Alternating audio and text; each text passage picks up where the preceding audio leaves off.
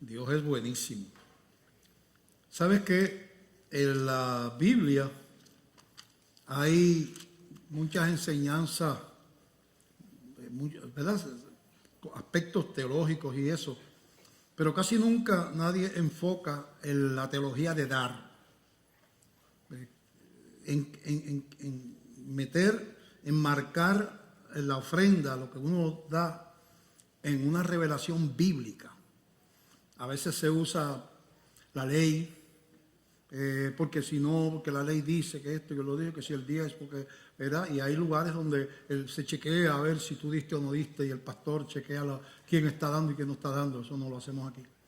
En otros lugares se usa la manipulación, ¿verdad? De que tú, si das tanto, das 1,000, Dios te va a dar 10,000, porque entonces uno se da por interés, y que tampoco es bíblico. Así es que vamos hoy a hablar de la teología de dar. Fíjate que yo creo que yo nunca había predicado un mensaje de esta. Se ha mencionado estas cosas, pero nunca he predicado un mensaje de este aspecto.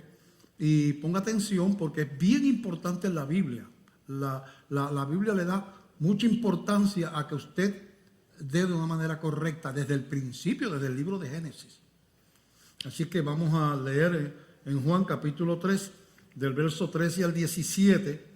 Y lo vamos a hacer así porque vamos a partir de la premisa o la revelación, como usted le quiera llamar, de que nadie puede dar, por supuesto, más que lo que Dios da. El dador perfecto es Dios. Toda buena dádiva viene de Dios.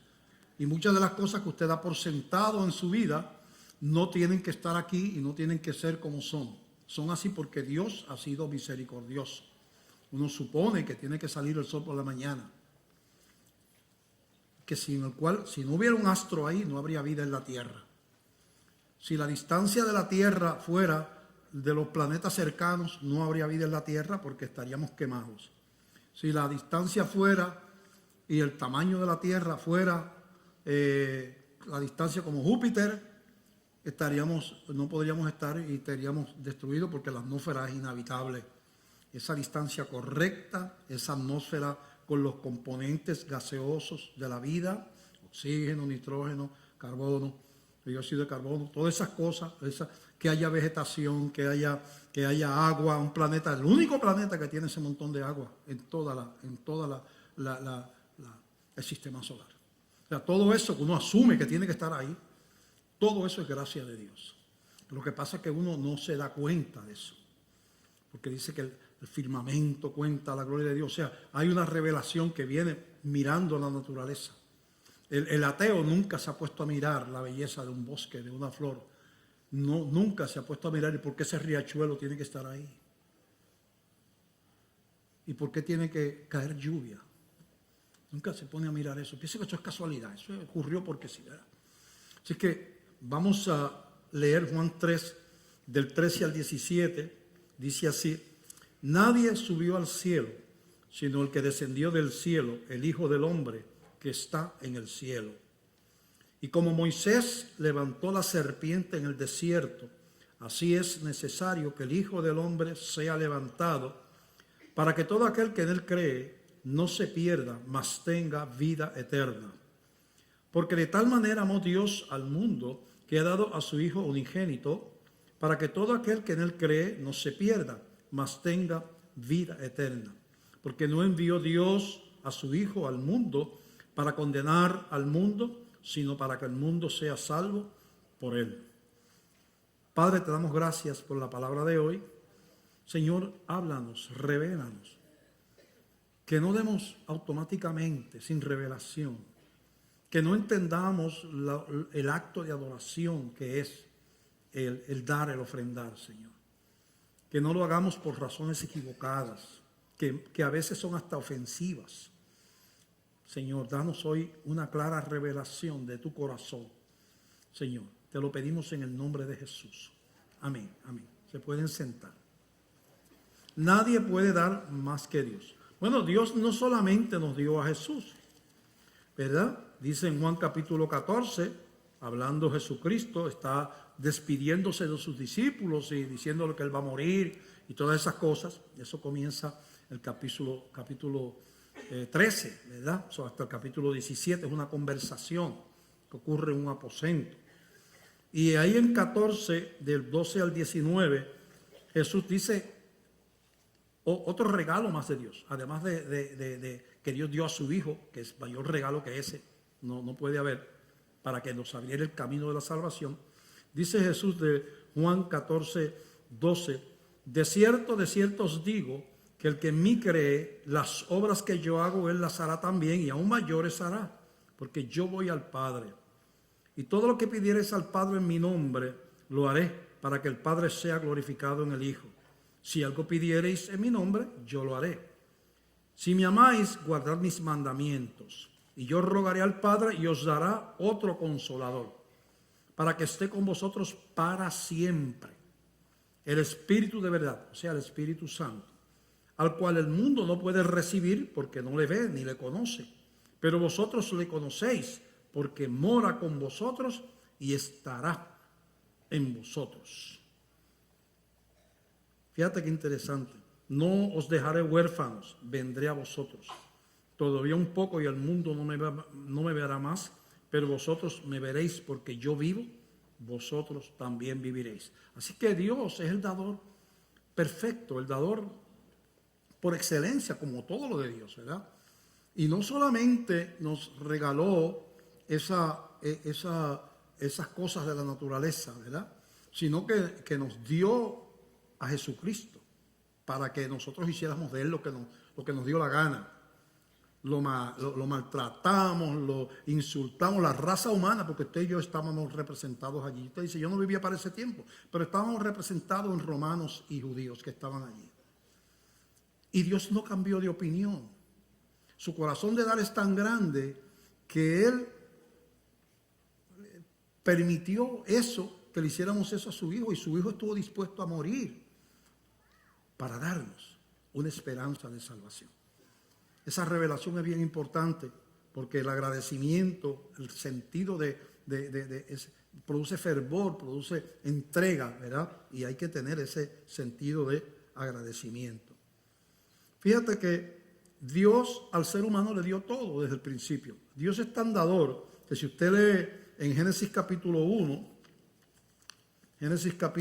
usted lee del verso 27 en adelante, dice Génesis 1:27, y creó Dios al hombre a su imagen, a imagen de Dios lo creó, varón y hembra los creó.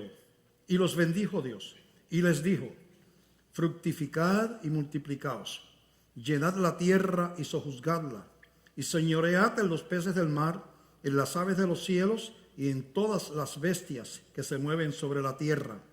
Y dijo Dios, he aquí que os he dado toda planta que da semilla, que está sobre toda la tierra, y todo árbol en que hay fruto y que da semilla, os serán para comer. Y a toda bestia de la tierra, y a todas las aves de los cielos, y a todo lo que se arrastra sobre la tierra en que hay vida, toda planta verde les será para comer. Y fue así. Y vio Dios todo lo que había hecho, y aquí que era bueno en gran manera. Y fue la tarde y la mañana en el día sexto. Dios le da al ser humano control sobre la creación, señorío, autoridad. El león tenía que hacer lo que el hombre le dijera, el tigre tenía que hacer lo que el hombre le dijera. No lo podían atacar, no podían hacer nada. Todo lo que había, extendía la mano y allí estaba. Si quería comer del animal, si quería comer del árbol, comía. Todo estaba sujeto a él. En el momento del orden, que había el orden como Dios lo estableció antes de la caída, no había rebelión, no había terremotos, no había huracanes, no había enfermedades. Era un mundo paradisíaco. Se llama el paraíso por eso. Y Dios dio, eso fue lo que Dios le dio al ser humano. Y solamente le pone una prohibición. Una nada más. Era como una prueba. Yo pienso que para que haya obediencia, tiene que haber la posibilidad de haber desobediencia. Y entonces Dios pone una pequeña prueba. Entre todas las cosas, una sola prohibición. Y ni siquiera esa pudimos guardar. Dice en Génesis capítulo 3, del 1 al 6. Pero la serpiente, hablando de Satanás, era astuta más que todos los animales del campo que Jehová Dios había hecho, la cual dijo a la mujer: ¿con que Dios os ha dicho no comáis de todo árbol del huerto? Y la mujer respondió a la serpiente: del fruto de los árboles del huerto podemos comer, pero del fruto del árbol que está en medio del huerto, dijo Dios, no comeréis de él ni le tocaréis para que no muráis. Eso dice la mujer. El Dios nunca dijo que no lo tocaran, pero ella le añadió eso. Entonces la serpiente dijo a la mujer: no moriréis, sino que sabe Dios que el día que comáis de él, serán abiertos vuestros ojos y seréis como Dios, sabiendo el bien y el mal. Y vio la mujer que el árbol era bueno para comer y que era agradable a los ojos y árbol codiciable para alcanzar la sabiduría, y tomó de su fruto y comió, y dio también a su marido, el cual comió así como ella. Desde el principio, con toda la generosidad de Dios, con todo el señorío que Dios le dio sobre la creación, viene la oferta de Satanás, que hizo eso que él decía, lo que él le propuso a la mujer, ya él lo había hecho. Él quiso ser como Dios. Por eso fue expulsado. Él era un ángel de gran luz. El nombre de Lucifer quiere decir el ángel de gran luz. Quizás el ángel con la jerarquía más alta. Pero él no quería, él no se conformó con eso. Dice la Biblia que él seré semejante al Altísimo, dijo él.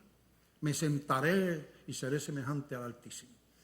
Y ese mismo engrandecimiento, autoexaltación, que es tan peligroso, aún en la vida de la iglesia de hoy, es lo que le dice a la mujer: tú no tienes que conformarte con ser una criatura, tú puedes ser igual a Dios. Y le siembra en el corazón el endiosamiento, que por cierto está de moda ahora en la iglesia moderna. Los principios satánicos de decretar y declarar. Eso es un principio satánico. Decretar y declarar.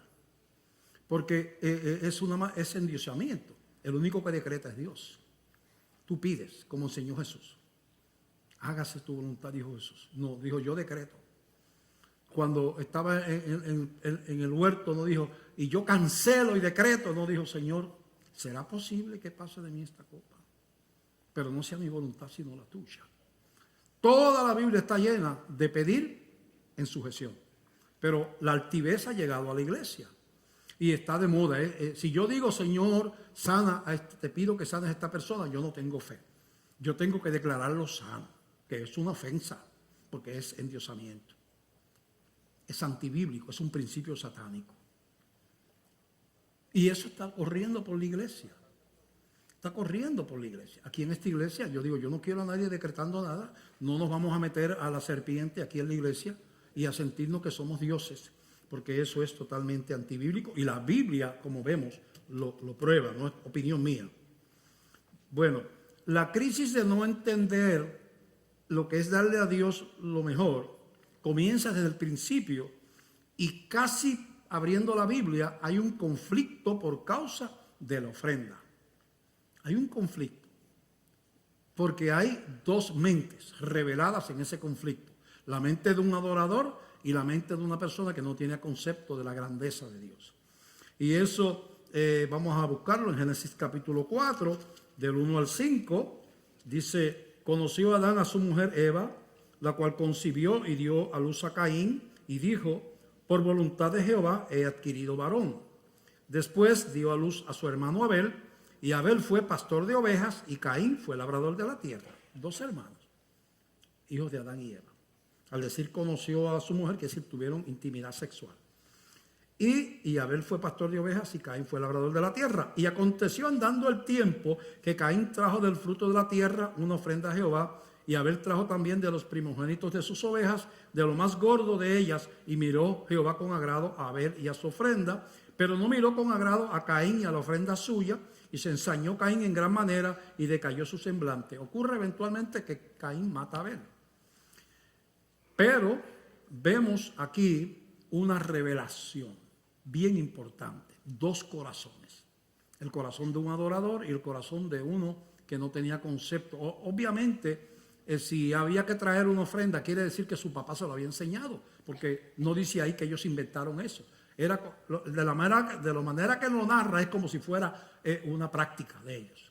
Que quizás era la práctica de Adán, ir y adorar a Dios con una ofrenda. Y ellos pues tenían también que hacerlo. Entonces vemos aquí que viene Caín, tú mira el capítulo, el verso 3, y se da cuenta que la ofrenda de Caín no tiene calidad, no se cualifica. Él era agricultor y dice que trajo una ofrenda, porque él no había conciencia de la grandeza, de la santidad de Dios. Él vio una obligación y, como lo describe, una ofrenda. Era agricultor, iba caminando y hoy es el día de llevar la ofrenda. Y la primera calabaza que vio, la agarró. Si tenía gusanos o no, él no le importó. Él iba a cumplir por darle una ofrenda. La Biblia nos dice, buscó la mejor, porque no había nada malo si él era agricultor que llevara frutos de la tierra. En la Biblia se aceptan los frutos se enseña a los hebreos que las primicias de la cosecha, no hay nada malo en eso. Pero él no tuvo revelación de para quién era eso, sino que hizo una ofrenda. La primera calabaza que encontró revela un corazón. Abel dice, si usted se fija bien en la descripción de lo que habla de Abel, y Abel trajo también de los primogénitos de sus ovejas, de lo más gordo de ellas, y miró Jehová con agrado a Abel y a su ofrenda. Porque había un corazón, había una revelación de lo que era esa ofrenda. Abel él era pastor de ovejas, fue al rebaño. Hoy es el día de yo adorar a mi Dios. Y para mi Dios lo mejor. Y caminó, dice que buscó lo más gordito, lo más lindo que tenía. Quizás el macho, oveja macho, porque era lo que se sacrificaba, la que era el ideal para padrote, para semental, a lo mejor el que iba a producir las mejores simientes, las mejores ovejas, ¿verdad? Usándolo como padrote, pero era para su Dios. Y él buscó y vio una a lo mejor, no dice eso en la Biblia, pero esta tiene sarnita en la oreja, no, este es para Dios. Vio otra por allá que se veía bastante bien, pero tiene una pezuña rota, no. Y cuando encontró la ovejita gordita, bonita, bien cuidadita, sin un defecto, dijo, esta es la oveja que yo quiero llevarle a Dios. Dice, lo mejor de las ovejas. Dos corazones. Una revelación y una falta de revelación. Una persona con la conciencia de quién es Dios y lo que es digno, la gloria que Dios se merece, con reverencia y temor y agradecimiento, y otro que es un rito religioso que no tiene mucho valor porque no hay corazón en lo que se hace. Eso sigue siendo igual. Recuerde que yo le estoy diciendo a ustedes que yo quiero quitarle la religión a la iglesia, porque hemos usado la religión para escondernos de Dios toda la vida. Y aquí estamos hablando de una relación. Usted no puede sustituir las palabras de Jesús cuando le dice a la iglesia, vayan a Jerusalén y espere hasta que haya venido sobre vosotros el Espíritu Santo. Y recibir el Espíritu, me seréis testigos en Jerusalén, será el poder de lo alto. O sea, la relación espiritual con Dios no se puede sustituir ni con denominaciones, es algo personal. Y tiene que haber una revelación de quién es Dios en toda mi vida, pero hoy estamos hablando de dar, de la ofrenda, ¿verdad? No es que en las demás partes de la vida no. Estamos hablando cuán importante es tener una revelación de eso de dar en la Biblia. La ofrenda de Abel revelaba un corazón, la ofrenda de Caín revelaba un corazón. Dios se agradó del que le daba la ofrenda entendiendo quién era Dios. Había amor, había agradecimiento, había conciencia de la grandeza de Dios, y en el otro había una obligación que cumplir. Así pasa con nosotros, ¿verdad? Es que usted le puede dar al Señor porque pues con el dolor en el alma, de mala gana, ¿verdad? Y pues realmente no tiene ningún valor espiritual lo que usted está haciendo, ¿verdad? Bien, cuando nosotros miramos la Biblia, en el libro de Apocalipsis hay un atisbo, hay una vislumbre, hay una revelación de la naturaleza de Dios en el cielo, de cómo es la gloria de Dios. Dice capítulo 4 de Apocalipsis. Escribe el apóstol Juan. Después de esto miré y aquí una puerta abierta en el cielo. Es lo que estamos diciendo. Dios corre y le pone a ver. Es como si él estuviera allí. Estaba vivo, pero es como si, de hecho, como lo trasladó allí a la gloria, ¿verdad? Y la primera voz que oí como de trompeta hablando conmigo dijo: sube acá y yo te mostraré las cosas que sucederán después de estas. Él lo mandó a subir a la gloria. Y al instante yo estaba en el espíritu y he aquí un trono establecido en el cielo y en el trono uno sentado. Como dice la Biblia, allí estaba Jesús. Y el aspecto del que estaba sentado era semejante a piedra de jaspe y de cornalina, y había alrededor del trono un arco iris semejante en aspecto a la esmeralda.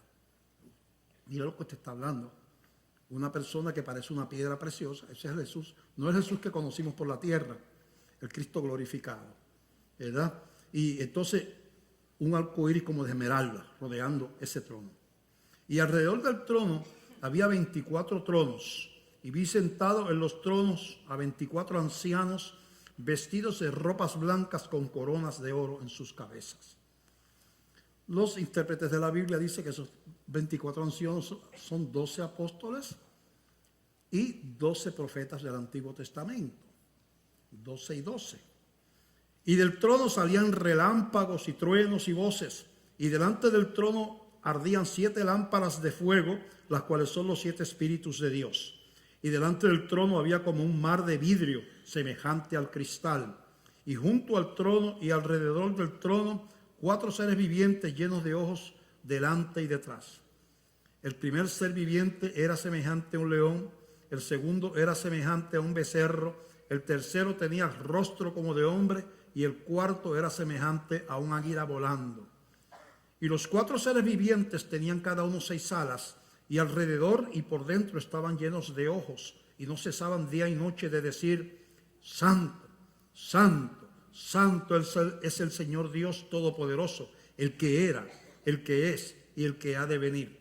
Y siempre que aquellos seres vivientes dan gloria y honra y acción de gracias al que está sentado en el trono, al que vive por los siglos de los siglos, los 24 ancianos se postran delante del que está sentado en el trono y adoran al que vive por los siglos de los siglos y echan sus coronas delante del trono diciendo: Señor, digno eres de recibir la gloria y la honra y el poder, porque tú creaste todas las cosas y por tu voluntad existen y fueron creadas. ¿Qué son las coronas que tenían esos 24 ancianos? Si eran 12 apóstoles y 12 profetas del Antiguo Testamento. Coronas, según la Biblia, son galardones para personas especiales que, ¿verdad?, que viven su vida de una manera en obediencia, ¿verdad?, en dedicación al Señor, ¿verdad? Y es un galardón. Representa toda una vida de fidelidad, ¿verdad?, después de convertidos, ¿verdad?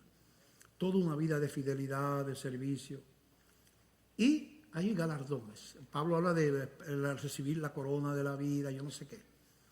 Pero entonces tú ves que esos ancianos, cuando está la adoración, sacan sus coronas y la tiran a los pies del Señor. ¿Qué revelación hay? Quiere decir que allí no hay tiempo para estar adorando a nadie más. No hay espacio para prestarle atención a nadie más que al que está sentado en el trono.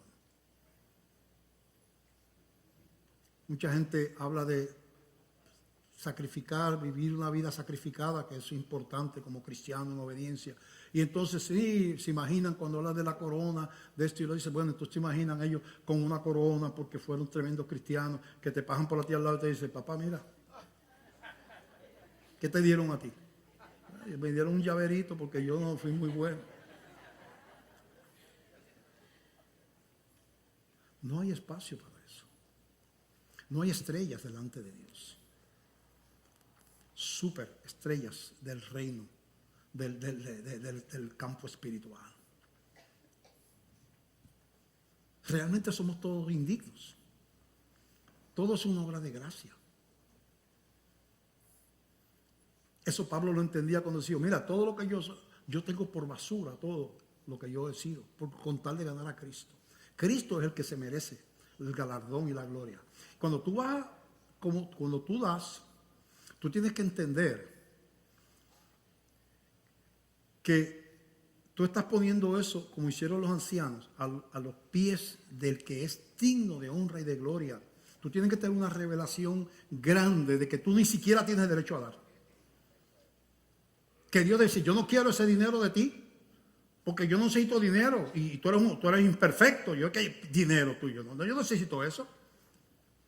Pero Dios es tan misericordioso que una vez nos da de su espíritu, como dice ahí, leímos al principio, nos salva por medio de Jesucristo, nos pone el Espíritu Santo a morar en nosotros, nos da un nombre nuevo, nos hace la esposa de Cristo, nos hace coherederos con Cristo, hermanos de Jesús, parte del reino, parte de la familia de Dios. Dios es tan bueno que acepta esa ofrenda. Pero tú tampoco eres igual a Él. No eres igual a Él aquí y no serás igual a allá tampoco. No eres digno de honra aquí y de gloria, pero tampoco vas a ser digno de honra y de gloria allá. Solamente Él. Hay que tener claro la economía del reino. La economía del reino. Es que cuando la gloria de Dios se manifestaba, aún los profetas como Isaías caían postrados pidiendo misericordia. Después llevaba 5 capítulos diciéndole a la iglesia de aquel tiempo, a los israelitas, que ellos eran pecadores, que si esto y lo otro. Y dijo, tú regañas a todo el mundo. Vamos a darte un poquito de mi gloria. Y él va al templo, el año que murió el rey Usías, que era su amigo, va al templo y cuando viene la gloria de Dios en el templo, y cuando la gloria de Dios, eso que usted describe ahí, Isaías lo vio, cayó allí y dice, ay Señor, yo soy una porquería, yo no entiendo cómo yo me atrevo a predicar tu nombre si yo soy un pecador. O sea, en ese momento que Dios se manifestó, Isaías se convirtió en basura. Porque la santidad de Dios no es comprendida por nosotros en este cuerpo. Solamente con la dirección del Espíritu Santo podemos entender la distancia que hay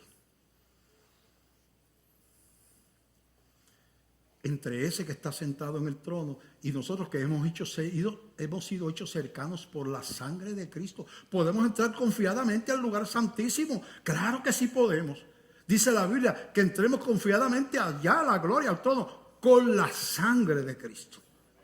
Porque fuimos lavados con esa sangre, porque se nos dio un nombre nuevo y el Espíritu vino a morar y eso ahora nos hace aceptables a Dios y Dios acepta nuestra ofrenda. Pero hay que tener revelación. No es tirar. No es porque la iglesia lo pide. No es para que, ¿verdad? Vamos a seguir hablando, pero mire usted lo que estamos desarrollando. Es bien importante. El galardón de toda una vida, de esos apóstoles, todos esos profetas, toda una vida. Y cuando, ya terminaste, ok, devuélveme la corona ahora. Porque aquí el único digno de adoración es el Señor. Hay que entender esas verdades, ¿verdad? Hay personas en la Biblia que han tenido una visión especial. Abel, obviamente, es uno de ellos. Han tenido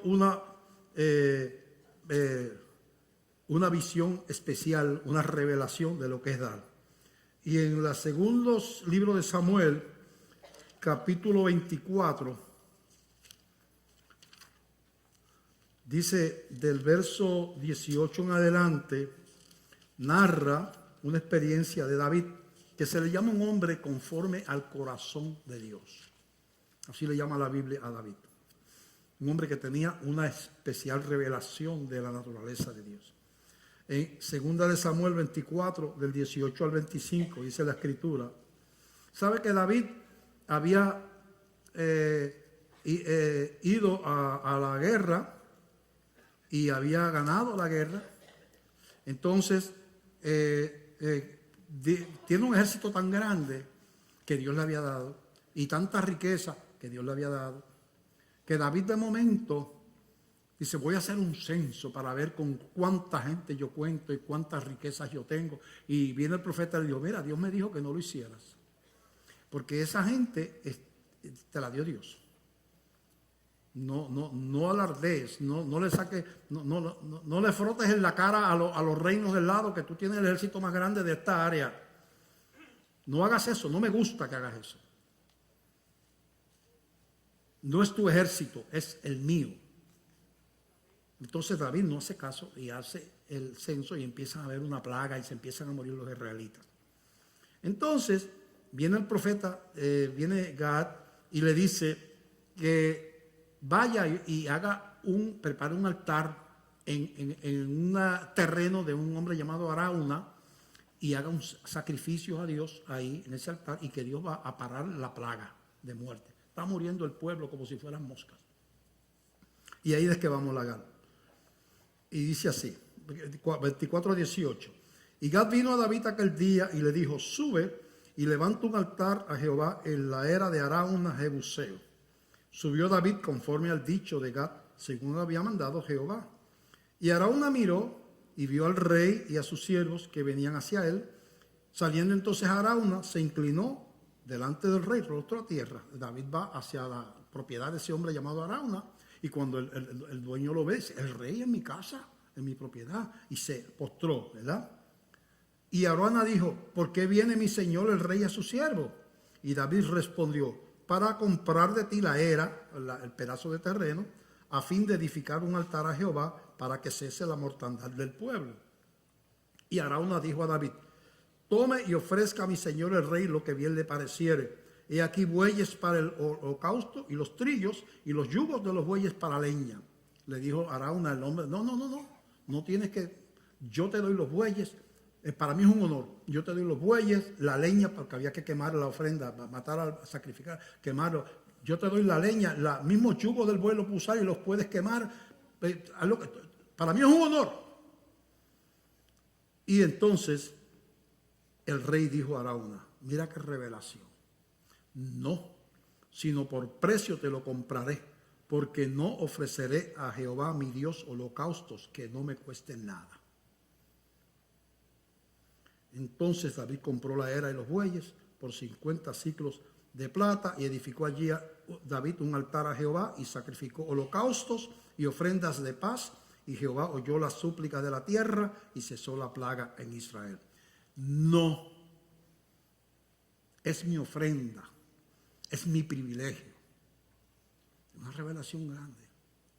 Como si alguien te dijera a ti, ¿cuánto tú das en la iglesia? ¿Cuánto tú diezmas? Yo le doy 100 pesos. Vamos a ponerle un número imaginario, 100, 200 pesos. Pues mira, yo te voy a pagar eso de ahora en adelante. No tienes que hacerlo, yo te voy a dar el dinero para que tú ofrendes. Si tú no tienes revelación, gloria a Dios. Tú sabes que Dios me bendijo, me van a pagar el diezmo ahora. Si tú tienes la revelación y el corazón de David dice, no. Es mi ofrenda, es mi acto de adoración y no puede ser con tu dinero. Tiene que ser con el mío. A quien me tiene que doler es a mí. No me puede doler, ¿verdad? Eso supone que te duela. Pero es mi dinero. Es una revelación bien importante. Porque revela, como en Abel, un concepto del honor que era ofrecer eso a Dios. Entonces vemos que esa revelación es importante porque se ha trastocado, ¿verdad?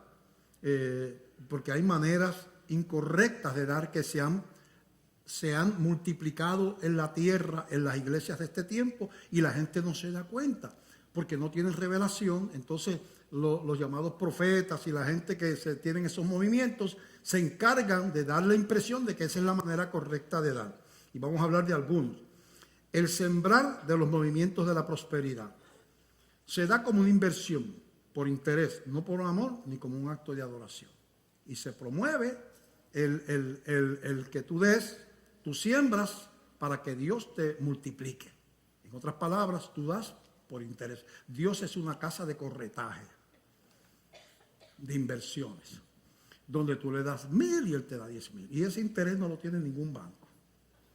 Eso es lo que ellos dicen, ¿verdad? Y entonces eso como es parte de un culto. La cultura americana ha producido la iglesia de la prosperidad, que son las mismas, parte de los pequeños dioses, se llama así la doctrina de los pequeños dioses, que tú decretas con tu boca y las cosas que tú decretas pasan, porque tú tienes poder creativo en la palabra. Todo eso es blasfemia contra Dios, porque eso es satánico. Tú te estás endiosando. Pero entonces también para manipular y para sacarle dinero a la gente, viene que siembra y tú siembras y tú siembras, Dios te da, y tú siembras, Dios te da. Entonces viene la manipulación. Entonces la ofrenda pierde el sentido de un acto de adoración y se convierte en un acto de interés.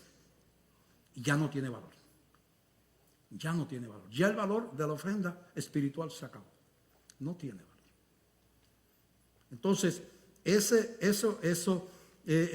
sembrar de los movimientos de la prosperidad se da como una inversión por interés, no por amor ni como un acto de adoración. El otro lado, el dar de manera legalista, sin gozo, solo por obediencia o por temor, ¿verdad? Entonces, no, porque la Biblia dice que si no, mira, hay iglesias donde el pastor sabe, tiene los libros de los que diezman y no diezman y llaman a la gente a capítulo, ¿verdad?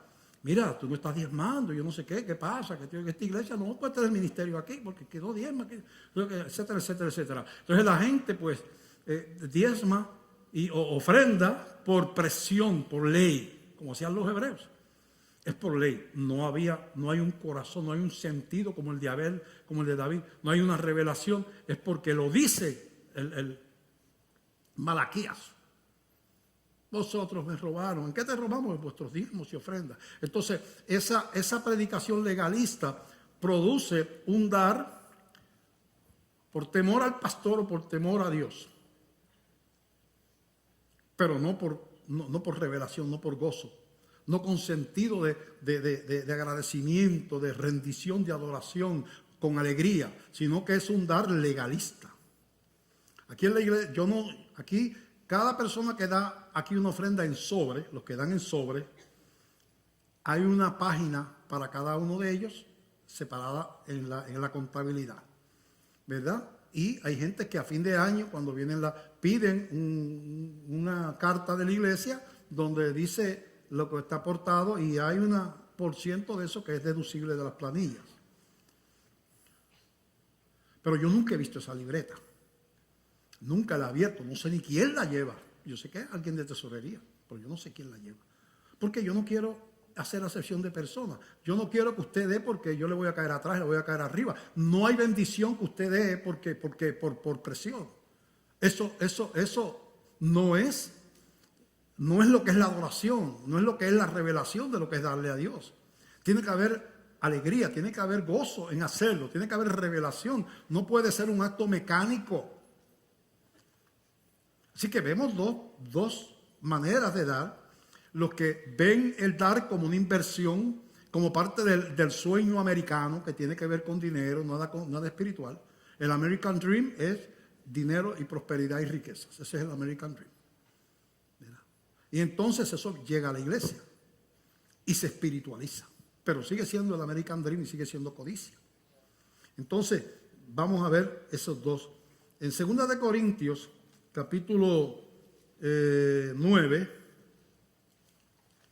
2 de Corintios capítulo 9, del verso 6 al 8, dice así, escribe el apóstol Pablo. Pero esto digo, el que siembra escasamente también segará escasamente, y el que siembra generosamente, generosamente también segará. Cada uno dé como propuso en su corazón, no con tristeza ni por necesidad, porque Dios ama al dador alegre. Tristeza es, ay bendito, ese billete de 20, Dios mío. Y sigue la canasta de vaya abajo. Adiós. Dice de uno que no se acordaba que tenía un billete de 100 en el bolsillo. Tenía otros billetes de 1 y dijo, lo que yo saque, eso lo voy a dar de ofrenda. Metió la mano, oye, y sacó el de 100. Yo reprendo al diablo, lo echó al lado y sacó uno de 1 y lo dio, ¿verdad? O sea, dice aquí, cada uno dé como propuso en su corazón, no con tristeza Ni por necesidad. Ni por necesidad quiere decir yo le voy a dar al Señor para que me sane. Es un comprar a Dios. Yo le voy a dar al Señor para que Él me dé más. Eso es por necesidad. Yo le voy a dar al Señor para que Él me arregle el matrimonio. Yo le voy a dar al Señor, o sea, eso es por necesidad. Yo no estoy adorando a Dios, yo estoy comprando, haciendo un trueque. Y dice, no por tristeza ni por necesidad. Dice, porque Dios ama ¿a quién? Al dador alegre. Y poderoso es Dios para hacer que abunde en vosotros toda gracia, a fin de que teniendo siempre en todas las cosas todo lo suficiente, abundéis para toda buena obra. Así que el dar tiene una teología, tiene una enseñanza. No es cuestión yo veo, a mí me da hasta vergüenza tantas cosas que pasan en la iglesia. Por casa apareció hace unos años un hombre que yo no conocía, venía de Florida. Me llamó, ¿en qué puedo servirle? Quiero hablar con usted. Yo no lo conocía. Y yo lo mandé a entrar y me senté con él. Me dice, yo quiero mostrarle algo. Y me muestra, y me da una fotocopia de un cheque. Y yo digo, ¿qué usted ve? Yo digo, bueno, veo una fotocopia de un cheque que dice $10,000. Dice, ve ese cheque. Ese es el cheque de un pastor de allá de donde yo vivo, que él era un agente de Amway, el que vino, que ha implantado la cadena de Amway en su congregación, y mucha de la gente lo ha promocionado, son vendedores de Amway, y por cada producto que venden a los de la congregación, a él le toca 1%, al pastor. Y mire, este es el cheque de un mes. Yo lo miro así y dije, tú sabes que usted está hablando, y a mí, yo lo que veo es a Cristo corriéndome por el templo con un fuete, con un látigo. Dios no me mandó a mí a enriquecerme con el dinero de la gente. Dios no me mandó a mí a eso. Ni a manipular a la gente. Eso cambia el espíritu de la iglesia. Ya las visitas no son gente que viene a buscar a Dios, son clientes potenciales. Y yo hago amistad con la visita no por amor, sino que le quiero respetar un producto. Y hay peleas con el hermano, mira, ese cliente era mío, ¿sabes? Y yo estaba en contacto con él y tú fuiste, y se rompe el espíritu, se convierte todo en lo que es el mundo de los negocios.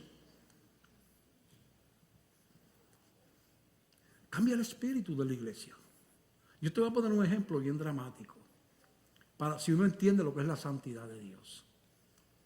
Si a la iglesia llegara aquí a mi oficina un hombre con una funda, una bolsita, llena de billetes de 100 o de lo que fuera, me dice, pastor, aquí hay $50,000 y yo quiero hacerle un donativo. Si usted necesita algo, lo puede coger de ahí también. Esto es para la iglesia. Y yo quiero darle esto a la iglesia. Y yo digo, y dígame usted quién es usted, porque usted está haciendo esto. Mire, pastor, yo soy yo tengo puntos de droga. Y yo he sentido darle este dinero a la iglesia. ¿Verdad? Yo sé que va a haber muchísimos pastores que, como no tienen concepto de la santidad de Dios, gloria a Dios, le estamos robando los dineros, le estamos quitando los dineros al diablo. Lo vamos a espiritualizar. Esto yo lo puedo usar para misiones y esto le estamos quitando dinero al diablo. No tienen concepto de lo que es la santidad, revelada claramente en el Antiguo Testamento. No se puede entrar ahí sin la sangre de Jesucristo. El que entra ahí cae muerto. Usa con buenas intenciones. Se iba a caer el arca que la llevaban los bueyes y tropezaron y se iba a caer. Y usa para que no se cayera. Él no era levita. Y Dios había dicho que solamente los levitas podían cargar el arca. Él la agarró y cayó muerto.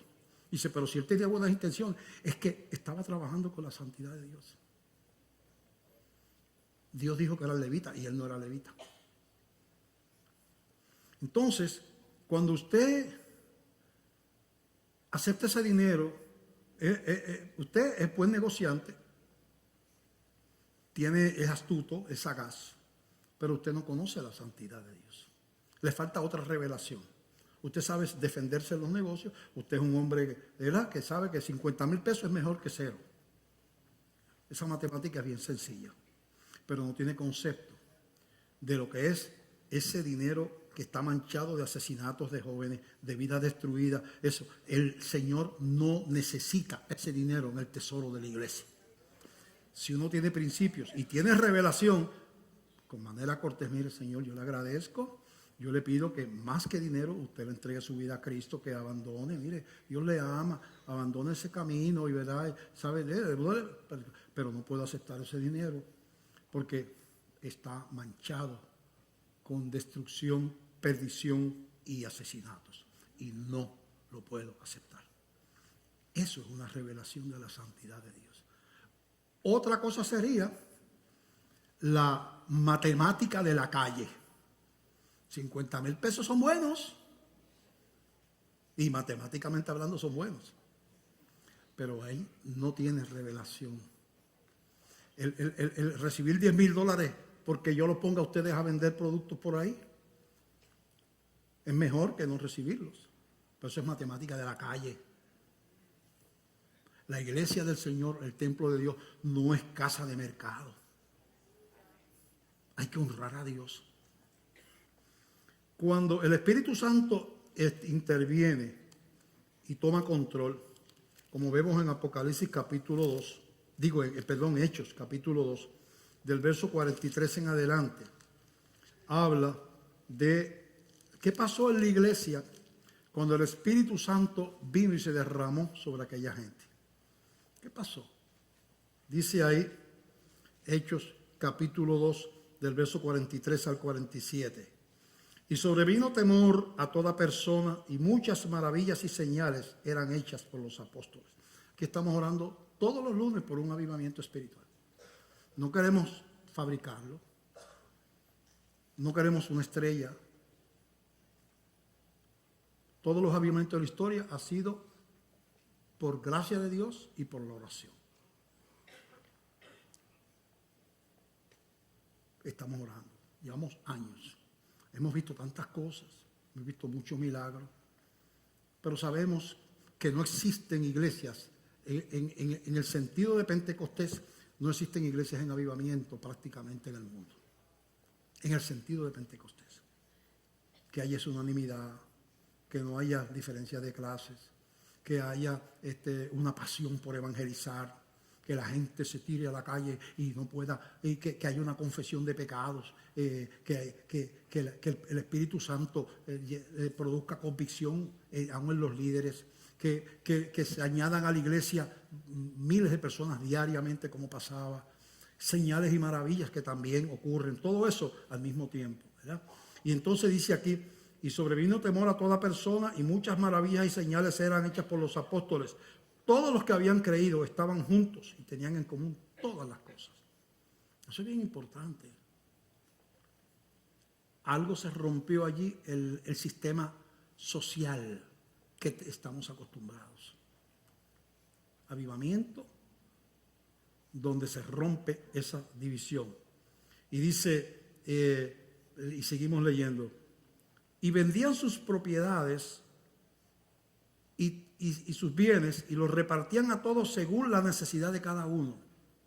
Y perseverando unánimes cada día en el templo y partiendo el pan en las casas, comían juntos con alegría y sencillez de corazón, alabando a Dios y teniendo favor con todo el pueblo. Y el Señor añadía cada día a la iglesia los que habían de ser salvos, cada día. Y dice que vendían, los que tenían, estaban juntos. Antes de Pentecostés, los poderosos se reunían allá y los pobres se reunían acá. Viene Pentecostés y ya no ocurre eso. Ya hay un rompimiento de las barreras sociales. Estaban juntos todos.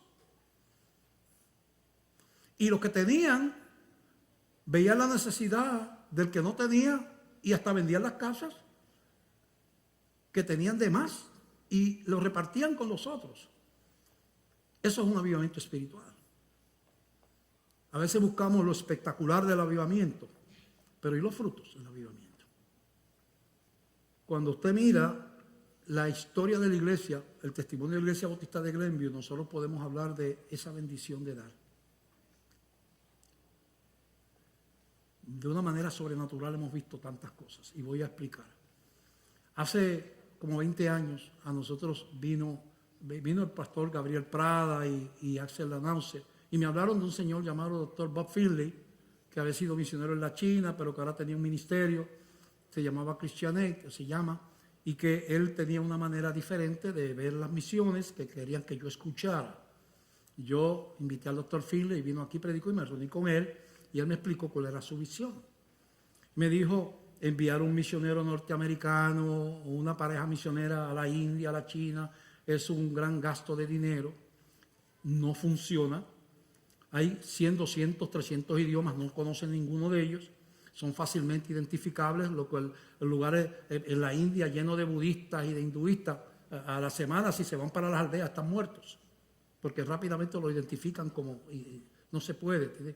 Entonces, cuesta muchísimo dinero el traslado, hay que darle casa, hay que darle transportación, los hijos, hay que ponerlos en una escuela, no va a estudiar el idioma de allí porque no lo conocen. Tenemos una escuela de inglés, eso cuesta dinero, y eso vale un montón. Con eso, de esa pareja, usted tiene 20 misioneros de allí, predicando día tras día por las aldeas, caminando por las aldeas en bicicleta, y levanta 100 iglesias. A los 20 años, a los 10 años, los que fueron de acá no levantan ninguna iglesia.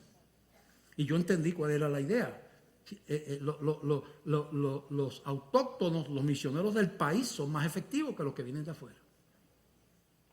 Tienen la cultura, tienen la pasión, no los pueden votar de allí porque son ciudadanos, conocen el idioma. Entonces empezamos a adoptar, y este es el testimonio de la iglesia, empezamos con unos poquitos por amor. Se despertó en nosotros un amor por esa gente, esa ventana 1040. Empezamos con unos cuantos misioneros. Eso nos dio tanto gozo, aquellos primeros 5, 10, 15 misioneros, y nosotros nos sentíamos tan contentos. Esa pasión empezó a crecer y se convirtió en una visión de la iglesia. Y seguimos aumentando misioneros. Empezaron los proyectos misioneros. Compramos un terreno en la China comunista y yo fui allá a llevar esos $35,000. Se levantaron 3 iglesias en Rusia, en la zona rural. Se levantó de esta congregación 3 iglesias en Ucrania, cada una de $5,000. Ayudamos a levantar un instituto bíblico en Ucrania. Enviamos 180 bicicletas para la India. Compramos un terreno al lado de la casa de veraneo del Dalai Lama. Le costó $25,000. Se entrenaron obreros para predicar por los campos de Rusia. Se hincaron pozos para los leprosos en Vietnam. Y así sigue. Millones de dólares. Ahora mismo sostenemos 335 misioneros que mensualmente reciben el sustento mensualmente de esta congregación. El misionero que estuvo aquí el viernes es de Myanmar, de Burma, ¿verdad? Y se llama Ram Kua Lian. Estuvo aquí el viernes hablando del sufrimiento y la persecución que se pasa allí en ese lugar. Él es líder misionero y tiene 34 misioneros trabajando para él. O 39. De los 39 misioneros que tiene este señor en Burma, al lado de China, por allá, al lado de Laos y de Vietnam, 24 lo sostiene la Iglesia Bautista de Glendale. Pero usted dirá, ¿y cuál es el milagro, pastor? Es que no hemos hecho eso para que Dios nos dé. Ni estamos pensando, pues le damos esto y Dios nos va a multiplicar. Lo hemos hecho por amor al reino. Nunca se nos ocurrió cuando empezamos que estábamos en una transacción de toma y dame. Pero ¿qué ha pasado?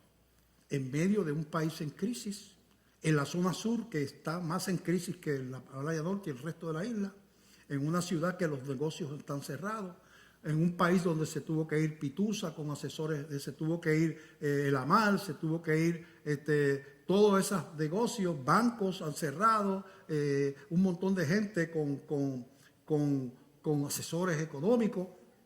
La iglesia de Glenview no tiene problemas económicos.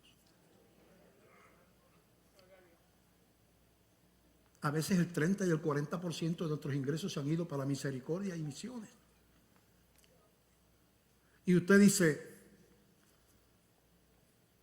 pero entonces ustedes dan para que... No,